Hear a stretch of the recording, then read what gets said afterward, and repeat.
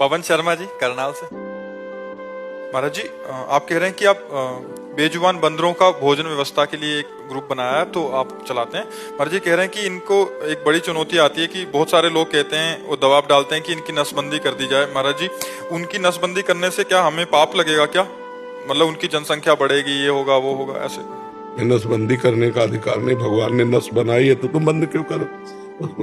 जिसलिए बनाई वो चलने दो भाई। अगर भगवान को बंदरों की सृष्टि नहीं करनी होती तो क्यों करते?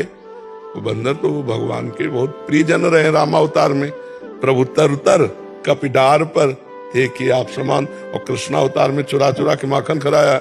और क्या ऐसे किसी जीव के इस भाव को कैसे नष्ट कर सकते? गुरुजी, बहुत सारी एनजीओ के ऊपर प्रेशराइज किया जाता है इस चीज के लिए कि जो डॉग्स हैं, कुत्ते, उनकी सर्जरी करवाए ताकि उनके बच्चे ना मरे। कुत्ता बंदर क्यों? सबका अपना प्रकृति में अधिकार है।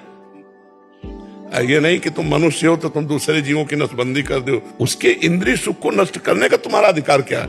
जैसे तुम्हें इंद्रिय सुख मिलता है ऐसे हर जीव को इंद्रिय सुख मिलता है। नहीं नहीं, बिल्कुल नहीं, अपने लिए बहुत हानिकारक होगा। आप कभी ऐसा मत करो। पशु हर समय भोग नहीं करते रहते। जैसे गाय का है तो एक ऋतु है, भैंस का है ऋतु है, ऐसे हर पक्षियों का एक ऋतु काल आता है। तो भगवान ने काम सुख दिया है उनको, तो तुम्हारा अधिकार थोड़ी कि नसबंदी कर दो।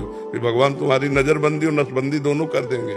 कभी ऐसा कोई न करे, किसी भी जीव जंतुओं को दुख न दो। ये हमें सुन के अच्छा लगा कि आप जैसे बंदरों को दाना देते हैं, भोजन।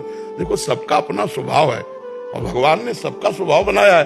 अब जैसे सांप है, आप छेड़ोगे तो वो मुंह का ही प्रयोग करेगा, मुंह में जहर रहता है, वो आपके ऊपर चढ़ जाएगा। भगवान ने उसको भी जीने का हक दिया है, वो भी हमारी सृष्टि में आवश्यक है।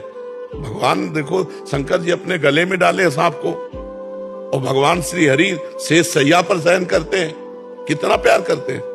मच्छर का भी एक अधिकार है जीने का।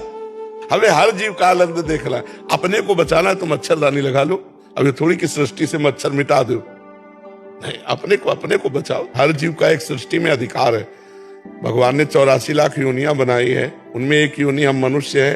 तो हम सबकी रक्षा करने के लिए, सबको उजाड़ने के लिए नहीं है, हम सबकी रक्षा के लिए, क्योंकि हम ज्यादा बुद्धिमान है। तो हम दूसरे को सुख दें, दूसरे की रक्षा करें, ना कि दूसरे का विनाश करें।